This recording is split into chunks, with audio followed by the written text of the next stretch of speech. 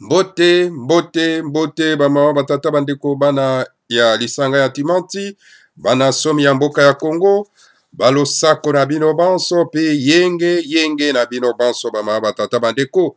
Lelo ya solo penza ezali mokolo mwa ya mitano ya poso, mokolo mwa tuku mibale na misato, sanza mibale mobo ya kutu mibale na zomi na mwambi, tokomi bongo na ngonga libwa na miniti tuku mitano na mibale, awa na studio na biso ya Congo Bololo, na ngoma ya Kairu, ape na 3 fois www.radio-kachopa.com, bama batata bandeko.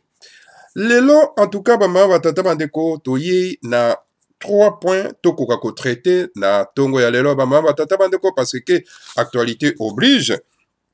Point ya liboso toko traité likambo etali solo pena Monseigneur Marcel Otembi oyo ya mboka ya Kisangani, totala makambo nini Monseigneur Marcel Otembi alias Marcel, parce que Marcel ezali bakomba bapaya ya otolobaka alias bato nyonso tu bazolata komba bapaya, cela veut dire que bazana ba esclave baumbu ya bapaya ba kolon batata bandeko. Totala nini makambo Otembi alias Marcel alobi awa bama batata bandeko. Après tokoleka so pena na message ya les grands maîtres fondaments semi sur Congo Dieto oyo akomeli biso atindeli biso na kati na plateau, je suis Congo Dieto 32 96. Après tokoya koleka solo pena en tout cas na likambo etali yamba ya ECC, église du Christ au Congo. Est-ce qu'on a besoin vraiment de l'église du Christ au Congo bama batata bandeko, pendant que biso tozali na tout mwana biso bama batata bandeko bazali kokita koya pona kopesa biso message oyo ya biso bana ya Bantu et Baindo en général. Après, tokoleka solo pena en tout cas, na likambo etali, publicité, etc. Donc, voilà, nde sika toko sukisa, solo pena manaka mabiso na tongo ya lelo. Kasi avant to banda bama batata bandeko bana lisanga ya Timanti, nazwi solo penza en tout cas, flash d'information, oyo ndeko na biso moko oyo azali solo penza journaliste awa na mboka ya Allemagne, Bundesrepublik Deutschland, epe wapi ye azali solo penza journaliste oyo asalaka ba reportage etc. Mais atindeli nga flash d'information avant que to banda esengena ko kopesa bino yango, c'est à nous tous de vérifier, hein, parce que toute information il faut toujours na importance monene, et puis après to ko vérifier ce que cette information est vraie aussi longtemps qu'azali journaliste ne kona biso komona esuka mwana o azali solo penza na Bundesrepublik Deutschland o atindeli nga cette information flash d'information alors via WhatsApp. Alors ngana ko kotika yango ndenge wana esengeli na koka solo pena kopesa na baimboka o bazana yango na bosenga bama batata bandeko biso moko tokoluka ndenge ni toko décortiquer kotala yango ndenge ni makameza koleka, parce que makameza leka na mboka na biso eza koleka, donc le top secret. Alors esengeli to bimisaka yango na WhatsApp de façon que bandeko na biso baza alerter na situation. Voilà. Donc, flash d'information, oyo atindeli ngai, ezali SOS, oyo atindeli ngai lobby. Des sources continentales différentes viennent de me parvenir en Swahili, Bora de Tanzanie, le message audio et la photo que je vous transmets ci-dessous. Voici brièvement. Pour ceux qui ne comprennent pas la langue très grammaticale utilisée, la traduction de ces messages que vous allez écouter vous-même souper. Le déplacement du président Joseph Kabila, donc Hippolyte Kalamba alias Joseph Kabila, à Lusaka en Zambie n'a pas été à l'invitation du gouvernement zambien, mais suite à un arrangement des Américains qui ont tenu à être rassurés par Moïse Katumbi qu'au détriment des Congolais, des souches, l'on veut voir succéder à Hippolyte Kalamba, alias Joseph Kabila, à la présidence de la République démocratique du Congo, afin qu'il s'engage devant le président Lungu de son pays d'origine à garantir leurs intérêts dans ces pays, comme l'a fait jusqu'ici le président Hippolyte Kalamba, alias Joseph Kabila. La rencontre de Katumbi et Kabila a ainsi été organisée par la multinationale américaine opérant en Zambie, dénommée Barrick Gold. Veuillez bien m'excuser l'autographe de cette dénomination, qui affirme le messager est la même multinationale dénommée Barro, tant décriée en République démocratique du Congo. Les deux conditions qui ont été faites à Katumbi pour qu'il puisse succéder à Hippolyte Kanambe à Joseph Kabila à l'occasion des prochaines élections de la République démocratique du Congo, donc de décembre 2018, sont les suivantes. 1.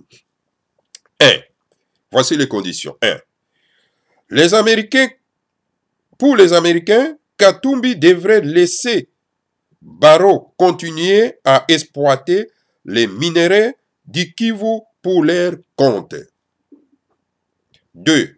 Pour le chef de l'État du pays d'origine de Kabila, pour Kagame, Katumbi devrait veiller d'abord à laisser aux postes stratégiques qu'ils occupent actuellement tous les ressortissants rwandais et ensuite il ne devrait en aucun cas renvoyer ces Rwandais dits Banyamulenge au Rwanda. Katumbi a accepté ces deux conditions, des conditionnalités, toujours selon les messages. Voilà qui ressort de ces messages pathétiques du messager qui a bien voulu nous informer des vraies raisons du voyage du président Hippolyte Kanambe alias Kabila et de sa rencontre avec Moïse Katumbi en Zambie. Les Américains et les Rwandais ne veulent pas d'une transition de 3 ans sans Hippolyte Kanambe ou encore avec un nationaliste pur comme Mosengo. Un nationaliste dur comme Mosengo. So, voilà, sans aucun commentaire personnel pour le moment. Voilà les messages traduits par Olivier Mukulu Manya wa Gete Zenda. Voilà, bama batata bandeko bana lisanga timanti, wa les ali message donc flash d'information ou ekweli biso na kati ya plateau ou un journaliste qu'on appelle Souka Mwana, hein, donc awana Bundes République de Turande, atindre biso vient donc WhatsApp, alors il ngana ko transmettre bino yango pour être besoin de connaissance. Voilà, raconte nos pas quand Moïse, qui est un sujet zambien, bien sûr, parce que son père est juif et sa mère est zambienne, donc il n'a rien à voir avec la République démocratique du Congo, et donc voilà, ils vont encore se débarrasser d'un étranger pour nous mettre encore un étranger à la tête du pays. Alors, quel pays? Donc voilà, la race bantou, aye na kati ya mabele wana bakoko na batikala ke pona kozala baumbo esclave ya bapaya, alors bama batata bandeko bana lisanga timanti ezali trop grave. Yango na tuka na koloba ete tango Ekofo, ndeko na biso Ekofo, monseigneur Ekofo oyo babimisi ye na ba oni po bakimisa ye, hein, parce que son message était très fort à l'égard, n'est-ce pas, ya ba occupant au bazana kati ya mboka na biso, et à l'égard aussi na bato baza ko exploiter mboka na biso. Tango ya lobaki ke no mboka oyo nzamba apesa biso yango te ke po ke ba américain ba gérer yango, apesa biso yango te ke po ke ba français, ba anglais, ba belge, tout ce monde là ba gérer yango, mais apesa ki pona biso ba congolais to ko gérer yango. Kasi loko ndeko na biso Ekofa bosanaki ko épingler ke tango ya tangi ba américain ba nini bato mosusu wana esengeli pe atanga pe mboka na biso Congo, donc nzambe apesaki yango te pour que ba rwandais, les ougandais, les tanzaniens, les burundais bakoka ko gérer yango, mais apesaki nde biso na ba congolais to ko gérer yango, parce que boko kotala bino moko na kati ya mboka wana ndenge nini bapaya bafandeli biso na moto ya mboka. Prenons le cas de Nspa ya Tambwe Mwamba. Tambwe Mwamba qui dit qu'Azam Moluba, ye moka lobi na ote to yoki na noete, pe na yoki na ote place aza koloba Chiluba, parce que tout Moluba alobaga Chiluba. Ils disent que, comme on a Tambwe Mwamba, donc Azali originaire ya Kasai, hein, selon Rubewa, alors, baluba batunela no biso Tambwe Mwamba, village na ekuna na Kasai, ezali kote nini. esengeli bato oyo balati bakombo ya biso baza bapaya baza prétendre non pas bazali na tel libota libota pakala libota songo libota pakala bayebisa biso ba village na bango oyo bauti. Voilà les imposteurs baye kovandela biso na moto na mboka kobanda na présidence mopaya tuti rwandais oyo bakatange basali biso mabe vraiment ya kokenda kopesa ye village ya lokuta kombo ya lokuta na kati ya mboka wana bakatange sont très mauvais. Alors donc vraiment esengeli tokende na fédéralisme epai wapi bato na bato baza na autonomie na bango de façon que bayeba koidentifier bapaya oyo baza na kati ya mboka na bango. Alors soki bango balingi kozala dirigé par bapaya bakwa kodiriger bango na état autonome na bango bama batata bando. En tout cas il faut tokende na fédéralisme tolingi lisusu makambo unitarisme te oyo eboteli biso solo mpena bozoberi oyo tozokende nango. Alors donc tokoki kokoba ndenge wana te fédéralisme bato na bato baza na état autonome na bango. Alors epa wapi bakogere mboka na bango totala ndenge nini bato na bato bakosala la compétition non pas ya esika na bango. Alors total banani baza bafutard banani bo bazali ba vrai visionnaire bama batata bandeko parce que soki tozokenda toujours na lisanga ya boye donc ekosala ete toyeba bafutard te toyeba bameilleur te bama batata bandeko bafutard baza kozala masqué na kati ya bameilleur. Alors baza koétouffe bameilleur moyen sikoyo bameilleur baprogresse na kati ya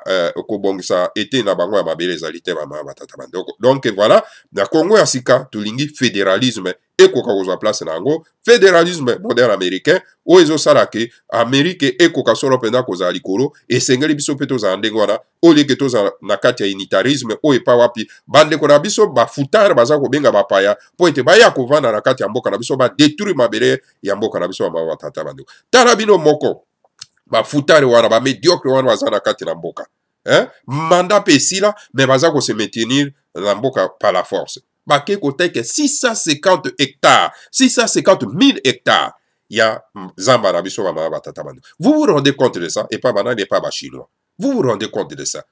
Bayebi combien de fois eko causer calamité na tiré na kati ya mboka ya kopesa ka donc ça ba barbare kola ba chinois donc 650 000 hectares au ba ko exploiter d'une manière sauvage. Voilà bama batata bandeko. Nous avons affaire nos pas de foutard et sengeli bato na bato ba ebi ke baza ba foutard bazonga na ko gérer ba état autonome na bango total le meilleur na bango bama batata bandeko. Et kama ko bomba na kati unitarisme ezalité le fédéralisme ne toza ko kendango na Congo ya sika. En tout cas, voilà comme prône nos pas le grand maître Fumo Manda Semi oyo vraiment azali un grand visionnaire tout manazambe oyo pa wapi ba foutard ba lingero ko wana te parce que ba ko yeba ko gérer ba biteni na bango ya mabelete.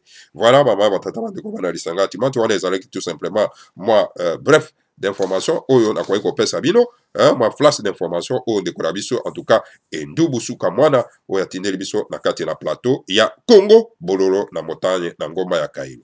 Toleka na lombango parce que toza na temps à perdre te mama batata bandeko bana lisanga timanti parce que tozokenda ba misala yango to profiter to kitana to pesa bino solo pena ba flash d'information moi que tozali tellement en tout cas occupé yango te ezosala biso ete tokoka solo pena en tout cas ko informer bino te. Toyoki na Kisangani bama batata bandeko na mboka Kisangani boyoma moto babengi Otembi alias Marcel. Otembi alias Marcel na komba bapaya yazali monseigneur na mboka ya Kisangani bama batata bandeko. Oyebi très bien que en tout cas comité laïque de coordination a bengisi le soulèvement populaire au bande comme ça bazo benga marche parce qu'on n'a pas besoin de pas marche parce que tout ça les marche des fois et c'est que tout passer dans étape supérieure auto bengi solo en tout cas soulèvement populaire. Alors comité laïque de coordination ba bengi soulèvement populaire na mokolo moi tout comme balé na mitano sans ami balé moko ya koto balé na zomi na mwambi. Alors et pas wapi baba batata bande en tout cas et sengeli en tout cas moto babengi Otembi alias Marcel, monseigneur Otembi alias Marcel, na kati na mboka ya Kisangani, ye akoka solo penda ko s'incliner devant la décision, non pas, il y a hiérarchie na ye na kati na mboka Kinshasa, et par rapport à ye peut accompagner, en tout cas, marche oyo, donc contestation, soulèvement populaire oyo, en tout cas, bah, de konabiso à like de coordination, bah, bengisi, comité like de coordination, bah, bengisi. Alors, si koyo, ye moto oyo, bah, bengi Otembi, monseigneur Otembi alias Marcel, ye mokoro wana lobi, ye azoti ande, ordination ya baprêtre na ye. Donc mokolo wana masi kozala te kuna na mboka Kisangani, ye atie nde aza kokenda koordine baprêtre na ye. Botala bamama batata bandeko, eske mboka oyo baloki yango te? Bamama batata bandeko oyo ezali koloka te? Nga nazotuna na bino baladi ya Congo Bololo. Esengeli tomelisa monseigneur oyo Otembi alias Marcel Congo Bololo. Alors yango biso tokomelisa ye Congo Bololo ndengo. Parce que situation oyo le peuple ya Kisangani, bana Kisangani ya Boyoma baza ko traverser ezali pénible. Alors poto bima ne sika oyo esengeli bato baza na vision bakoka kobima po ete bakoka kopesa biso issue nzela ya kobima na situation oyo. Yango wana comité laïque de coordination bazwaki mokano inspiré par Zambia Pungu Tolendo pour ete babimisa ba brebi na bango na passe oyo baza komona, c'est-à-dire en passant par le soulèvement populaire pour ko bengisa ko benga na plutôt bolimbisi baba batata bandeko bapaya oyo bayi ko vendre la biso na muto ya mboka baba batata bandeko entre autres politiques Karambe alias Joseph Kabila. Alors maintenant au lieu monseigneur Otembi alias Marcel a emboîté les pas le nationalisme pour été accompagner la décision du comité laïque de coordination dans Bokamokonzi Kinshasa pour que tokoka kobengana batoyo ya lobi afanda akezwa prétexte ya koksala ordination ya ba prêtre.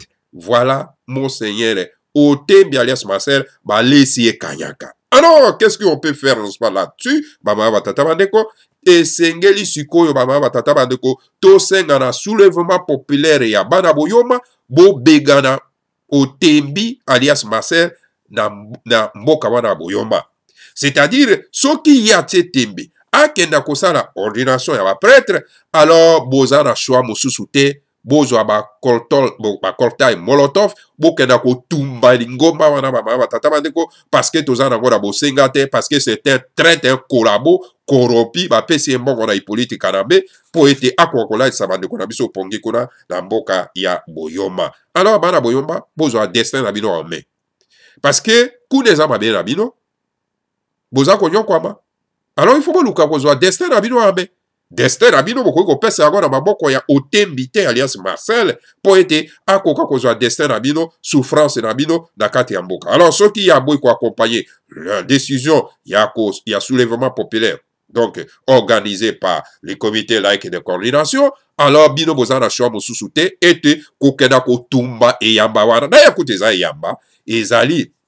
Donc, Bozambe a bakoko na bisote, et c'est pour cette raison azali corrompu à cause de ça. Donc, vous n'avez pas d'autre choix et que dans le brûler ko tumba et yamana na ba prêtre oya ko kenda ko sala ordination ko na kati bana Boyomba bozwa destin na bino bato mosusu bakwa destin na bino abe e bazate bino moko bozwa destin na bino abe. Voilà message to ko pesa bino bana Boyomba yango wana en tout cas botel misama botanyo surtout à Boyomba donc botelema pour être beaucoup à défendre en tout cas mabele na bino aussi lelo oyo to moni monsieur Otembi alias Marcel ou azali monseigneur kuna azali corrompu ba PC kanyaka na politique Karambe. Voilà le langage trouvé ko tenir front dans bande ko na biso ba Boyoma destin ya bino bozo destin ya bino voilà bande ko na biso amai mai kuna na Kivu bazo destin na bango voilà, yango baza ko bunda ete en tout cas bapaya bakota na mboka wana te baba tata bandeko. Komoni? Bapaya bakota te na mboka wana. Bomoni nani oyo moto babengi Netanyahu. Netanyahu azali premier ministre israélien. Ye akanisi azui allié oyo ya ko traiter na ye c'est Kagame oyo azali ko sponsoriser terrorisme na kati ya Congo. Kagame c'est un terroriste. C'était un allié d'Al-Qaïda, c'était un allié d'ISIS. Mais Netanyahu a coopéré na ye. Moto ya yebi kaza ko sponsoriser donc terrorisme na kati ya Congo. Alors ce que fait Netanyahu, azali premier ministre israélien, Mouyouda, ezali vraiment donc inacceptable. Alors tango yazo sala eloko wana. Soki biso lelo bana ya Congo, babota ya babantu na kati na Congo. Tozui mokano yako kenda ko soutenir ba palestiniens dans lutte na bango contre bango, c'est-à-dire en armes et aux êtres humains, hein? Ce qui biso tozu ba décision. Ya ko tinda ba ndeko na biso ba kenda kuna ba former bango. Po ete ba kenda ko sala ba kamikaze kuna na mboka na ye na Israël.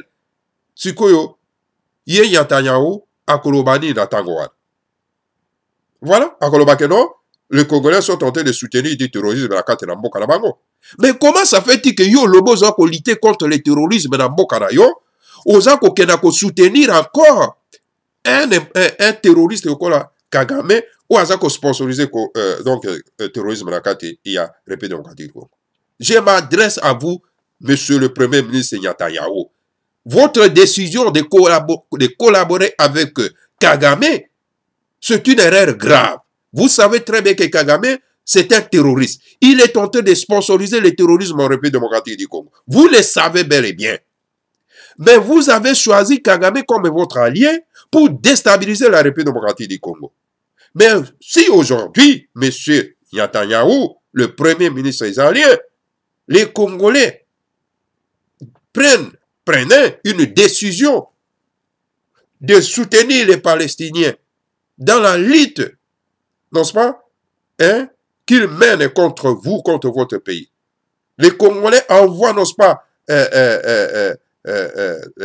leurs frères et sœurs pour qu'ils deviennent, n'est-ce pas, les terroristes en Palestine et qu'ils les envoient chez vous en Israël pour faire, n'est-ce pas, du terrorisme là-bas. Qu'est-ce que vous allez dire aux Congolais? Vous allez dire que les Congolais sont les alliés, n'est-ce pas, des terroristes. Mais aujourd'hui, vous avez pris la décision de collaborer avec un terroriste comme Kagame, que vous le savez très bien qu'il mène, n'est-ce pas, du terrorisme en République démocratique du Congo. Mais quelle politique que vous menez, n'est-ce pas, en Afrique, M. Netanyahu? Si vous recevez ces messages de Congo Bololo, alors nous vous demandons de renoncer, de ne pas collaborer avec Kagame, qui est tout simplement un terroriste en Afrique centrale. Parce que c'est lui qui mène, n'est-ce pas, les activités terroristes en République démocratique du Congo. Voilà les messages que je peux vous envoyer sur Congo Bololo. Alors, vous avez, n'est-ce pas, votre service des secrets partout. Alors, je pense que vous allez recevoir ces messages. Alors, je crois que le bon sens va vraiment prendre le dessus, afin que vous puissiez, n'est-ce pas, comprendre que non, c'est une décision mal engagée. Voilà. Baba batataba de koba na lisanga timati wala ezaki message na kwa kotindela Netanyahu wazali premier ministre israélien Yabayuda baba batataba de. Voilà, toleki na deuxième point baba batataba de ko tozoke na mwa lombango bolimbisi pona yango nazali toujours en rime, hein. Alors donc c'est là ko empêcher biso te poto sala mosala ya kola musaba na somi ya mboka Congo parce que surtout la situation tout ça na ngolelo baba batataba de ko. Tokei siko na Congo dieto baba batataba de ko. Congo dieto ya les grands maîtres, hein, baba tataba ndeko oyo akomi tokoka koyoka yango na bokebi nyonso baba batata bandeko. Eloko nini les grands maîtres fo mwanda semi akomi mpo na biso bayimboka. Les grands maîtres alobi boye. Voilà na bokebi nyonso bolimbisi. Alors, Congo dieto 30-96 elobi na biso belobi Fumu Mandasemi parle de l'importance de la transition avant d'aller aux élections en République démocratique du Congo. Donc, le grand maître Fumu Mandasemi, tout le monde en Zambé, avant to kenda non pas dans l'élection, dans ma ponami, et sengeli to kenda dans la transition. Toujours dans nos transitions. Pour avant to kenda dans ma ponami. Tous avec Kokoba, voilà dans la bokebi. Le peuple de l'Occident est un peuple très intelligent, qui est capable de comprendre facilement un problème quand il est correctement posé. Mais lorsque l'Occident fait semblant de ne pas comprendre un problème et qui est pourtant clair, cela signifie simplement qu'il y a mauvaise foi et il y a tentative de vouloir prolonger les mandats du politique canambé au pouvoir.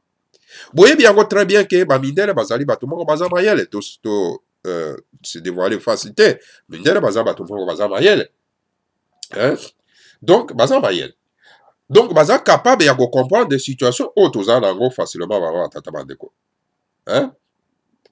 Alors, le problème autour d'ango, où est-ce que poser biso lelo, ezali ke bamindele bayebi yango très bien. Il faut tout bango très bien. Bamindele bayebi situation to eza koleka na kati ya mboka. Bayebi très bien. Mais miso na bango ezotala nde pa na biso. Mais tango mindele bazosala semblant ya koluka ko comprendre te situation oyo toza na yango, hein? Et pourtant elingi koloba ke bindele bazali bato moko bazali baza na bolingo na bato mosusu te. Ezali peza esprit ya mauvaise foi. Ba tata bande. Alors soki balingi ko comprendre situation oyo biso toza ko traverser na kati ya République démocratique du Congo te. Les grands maîtres aza koloba yango. Ezali vraiment mauvaise foi. Ezali tout simplement koluka ko prolonger mandat ya Hippolyte Kanambe alias Joseph Kabila na bokonzi na Congo. Bayebi yango très bien que situation toza nango na kati ya Congo eza mabe. Trump ayebi yango. Hein? Mokonzi ya ba Chinois ayebi yango. Mokonzi ya ba Belge ayebi yango, ba Belge, ba Français, Macron, etc. Et les Britanniques bayebi yango, les Espagnols, tout ce monde là, bayebi situation ezoleka na Congo. Mais bazokanga na bango biso. Ezali mauvaise foi. Baba tata bandeko. Dans notre point de presse passé et dans plusieurs de nos Congolietos, nous avons dit qu'il y a des milliers d'Ougandais qui ont infiltré la République démocratique du Congo, que des milliers de Rwandais ont pris les noms des Congolais et ont infiltré la République démocratique du Congo, que des milliers de Tanzaniens ont aussi acquis la fausse nationalité congolaise et des milliers de Zambiens ont infiltré la République démocratique du Congo. Comment voulez-vous que dans un pays infiltré comme tel qu'on puisse aller aux élections? Voilà Mutuna, les grands maîtres Fongwanda, c'est Baza Mutuna. Alors, dans ma point de presse, dans Sali, dans ma Congolien, on a commis, parce que la plupart des Congolais, Congolien, les grands maîtres étaient, dans ma distraction, trop, et pourtant la vérité est là, la vérité place ezalité, bazo lukaka ici que ezali, bazo koka kozwate, heureusement que tous na Congo bololo, tous matana ngoma kailo pour la transmettre bandeko. En tout cas, c'est que les grands maîtres font voilà, c'est mis, bazo koma kwa biso. Alors dans la milieu ba Congo Dieu to akomi, alakisi ndenge nini mboka ezali infiltré par des milliers, occupé par des milliers ya ba Ougandais, hein? Il y a dans la République démocratique du Congo, bah Ougandais, hein?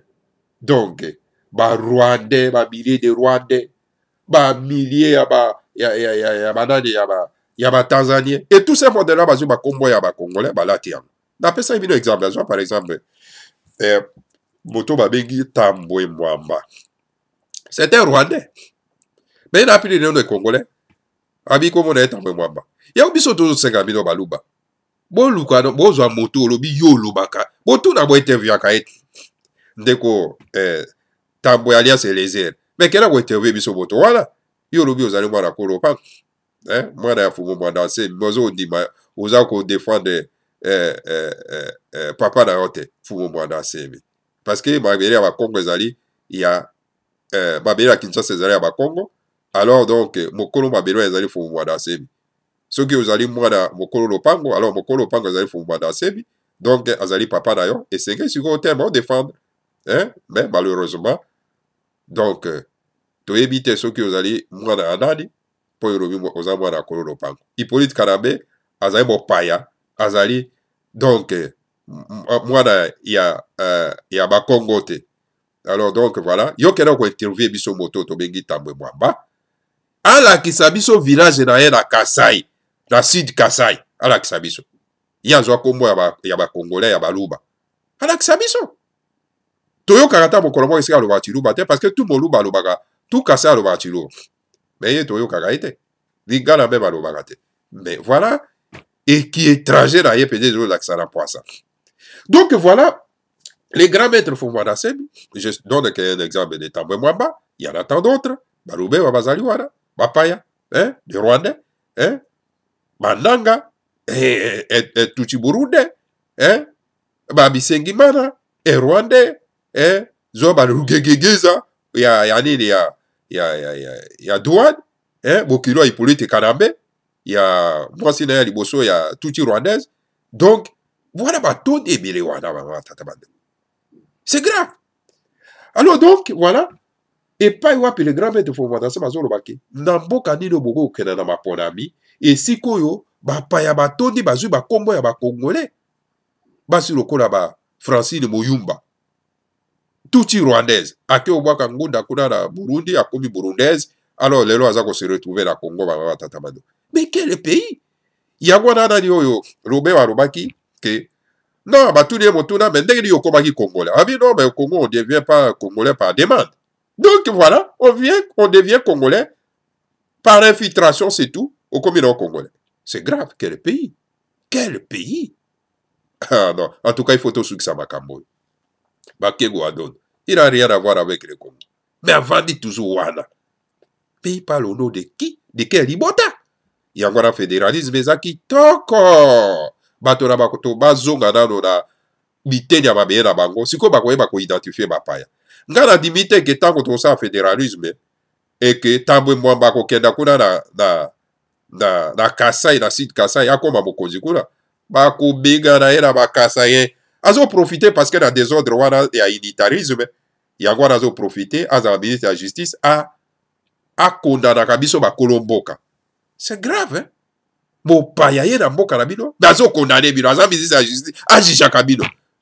Il faut to suki sa makambo ba tata bandeko ezo pesa kanda ezo pe moto azali congolais soka asiliki na ngote loba azali bomba azana na bokono na mutu na ifa kenda siko basali sa na bokono wana ba tata. Ça fait vraiment très mal. Et puis au moment ba dekona biso ba journaliste lokola ba oyo banani ba bege bango ba tokundo la alias Flavien oyo ayala ba dekona ye tuti po ba yako kosala mosala ya colonisation azobenga lobi ndeko tambwe. Depuis quand tambwe azaka ndeko na yo? Ah bah effectivement azaka ndeko na parce que boza donc race moko race ya batuti. Voilà mama tata bando. Donc voilà les grands maîtres azolo balobi non tokoki kokenda na maponami ndenge wana te epai wapi totondi na ba infiltré oyo baza kookipe biso mama tata bando. Eza trop grave. En tout cas, pousser les peuples congolais d'aller aux élections dans une telle condition, c'est un signe de mauvaise foi. Parce qu'à notre avis, toute personne du monde entier comprendra facilement que, vu la situation qu'elle traverse pour le moment, la République démocratique du Congo a urgemment besoin d'une identification de la population où nous devons savoir qui est congolais et qui ne l'est pas. Car dans une démocratie normale, ce sont seulement les citoyens du pays qui votent, mais pas les étrangers. Voilà. En tout cas, les grands maîtres Louis, en tout cas, côté du Congolais pour être bakoka kokenda na baponami. Na ndenge o toza na ngolelo. En tout cas, ils allaient signe à mauvaise foi. Pas maté. Na ndenge na biso ndenge tozo mwana. Et puis, moto yo surtout à mokili mobimba sengela comprendre facilement la situation oyo biso ba congolais toza ko traverser lelo. Parce que dans kati ya mboka na biso toza na urgence parce que toza na besoin d'identification à la population, ya ko sala ba fichier électoral, etc. Baba tata bandeko pona ko kenda solo peda na maponami. Alors, boli c'est baba tata bandeko. Alors, il y a ezali da urgence na biso, il y a ça identification à la population. Il y a ça la fichier électoral. Dans le cas de la démocratie normale, au moins que dans la démocratie, il y a bangulu na bataba, il y a soso na bata, de la démocratie en dengo yotoza comme moi.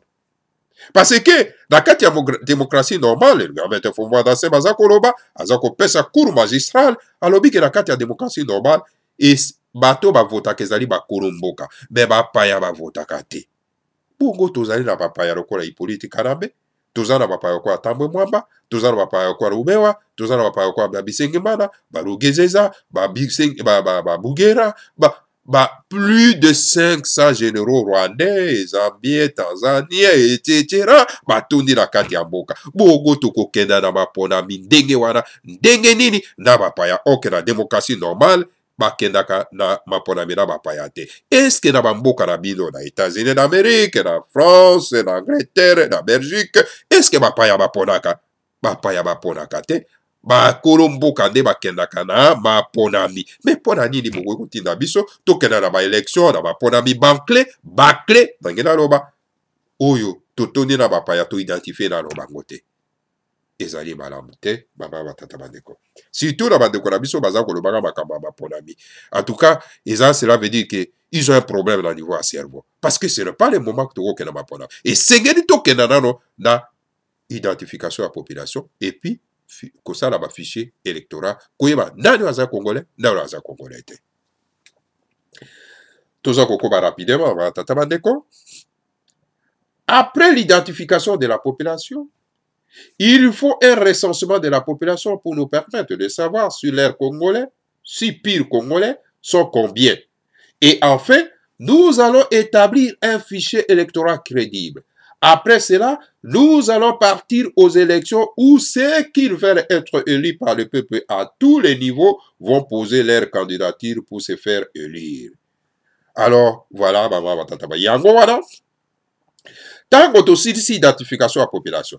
Tango to si kosala ba recensement ya population. Yango ekoya ko permettre biso ya koyeba nani wazali congolais ya solo. Hein? Alors, toyeba ko tango to établi, tango to sali siko to établi siko ba fichier électoral ou ezali ya solo. Mais fichier électoral to ko établi ezali na bananga te parce que nanga c'était bon un tout petit burude. Hein? Azana tina na mboka wana te ba tata bandeko. Bino pe bana mboka bozala Kinshasa na Congo mobimba. Boyebi te nyangala kata wana ba tata bandeko. C'était l'étranger. Et c'est que to bigara bima kendana alongwa na mboka na biso. Mouta abima aken. Ba tata bandeko.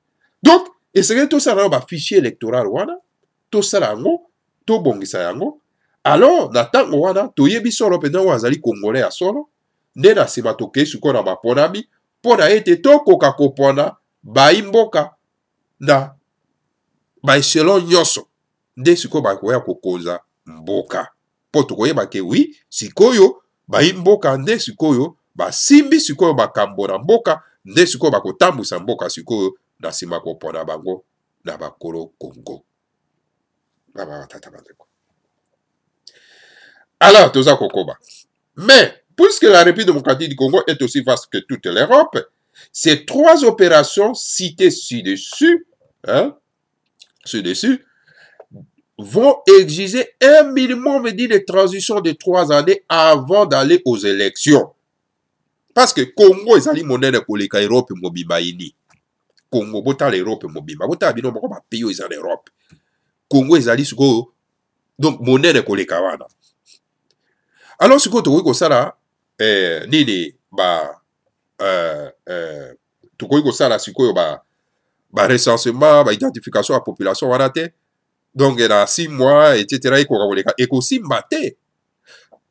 Il y a la nécessité. Il y a ça la transition il y a 3 ans. Pour être tout bon, ça va camboire dans yon surtout. Bon, ce que tu vois, kokenda, en tout cas, l'urgence pour le peuple congolais, c'est le départ d'Hippolyte Kanambe et de ses frères Tutsi rwandais qui travaillent pour la colonisation du Congo, de la République démocratique du Congo, Igeta, Ibobo.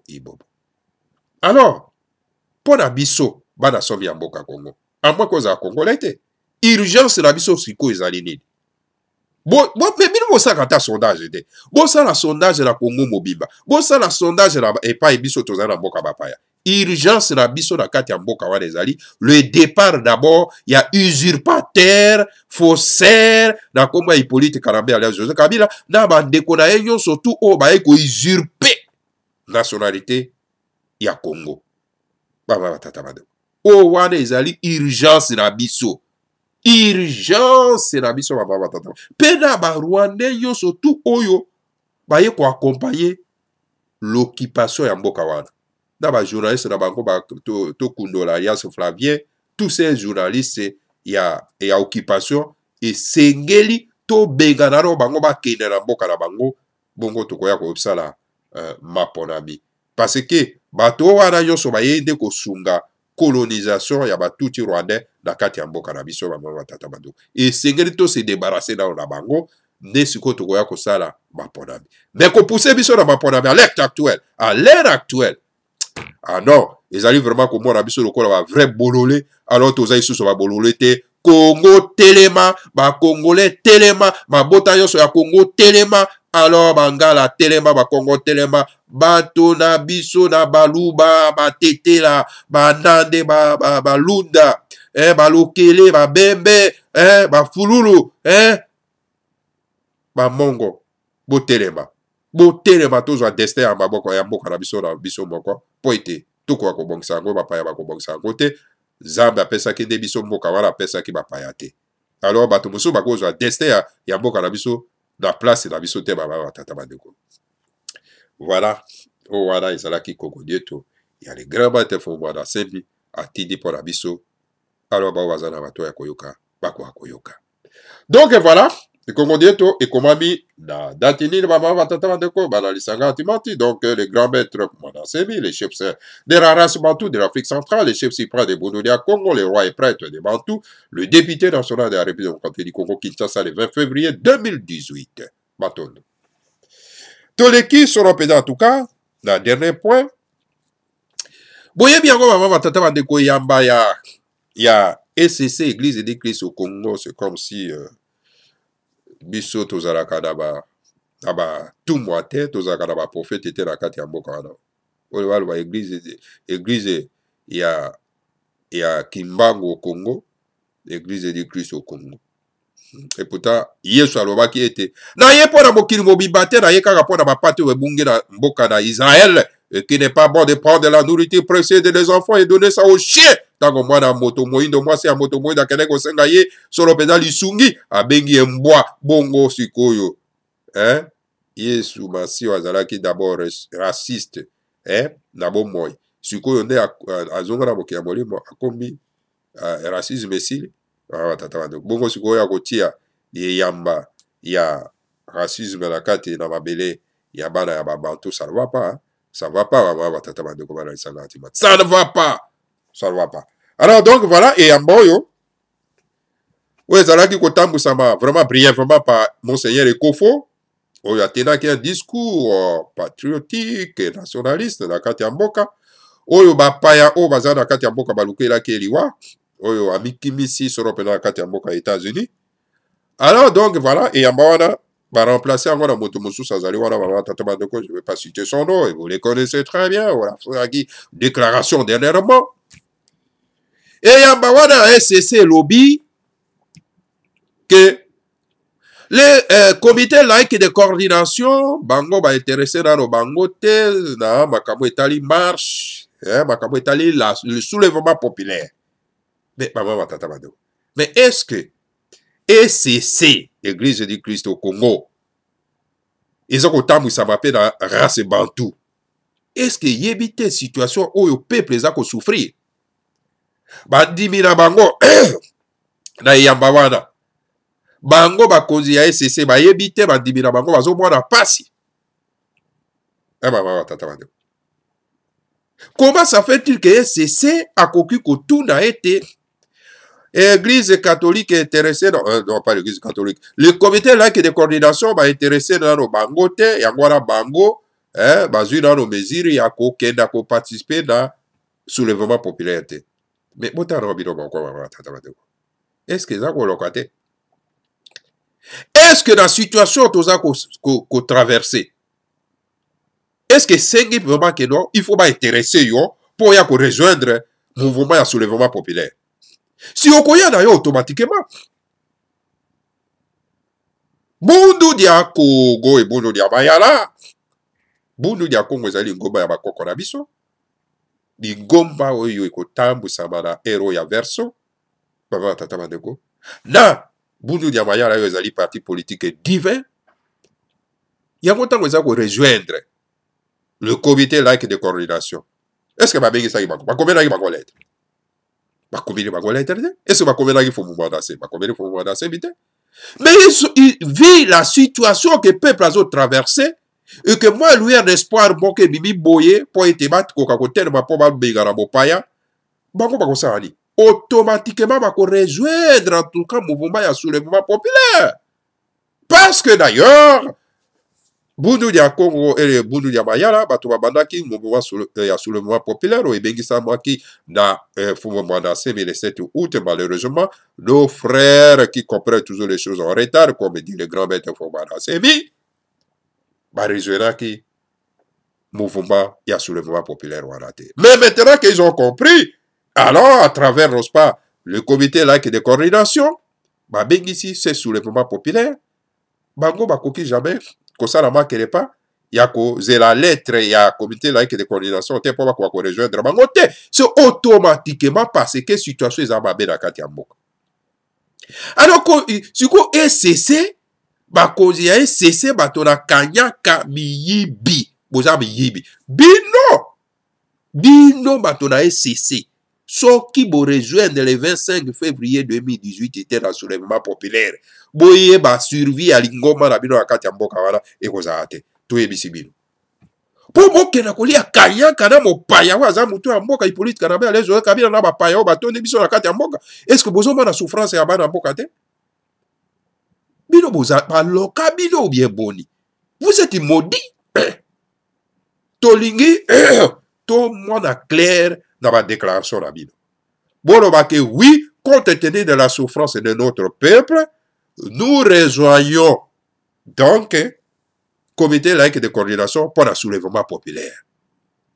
Lelo tolobi vendredi tolingi na pokwa ya lelo bosa la déclaration soki bosali te et que le 25 février bayimboka babimi bino bovandi na bandako na bino bokoyeba so bino bozosaka na bana ya Congo trop bosakai na biso mpe mingi bakoko na biso batikai biso mpo tosouffrir na mboka wana te mpo na nini bino bolingi kanyaka.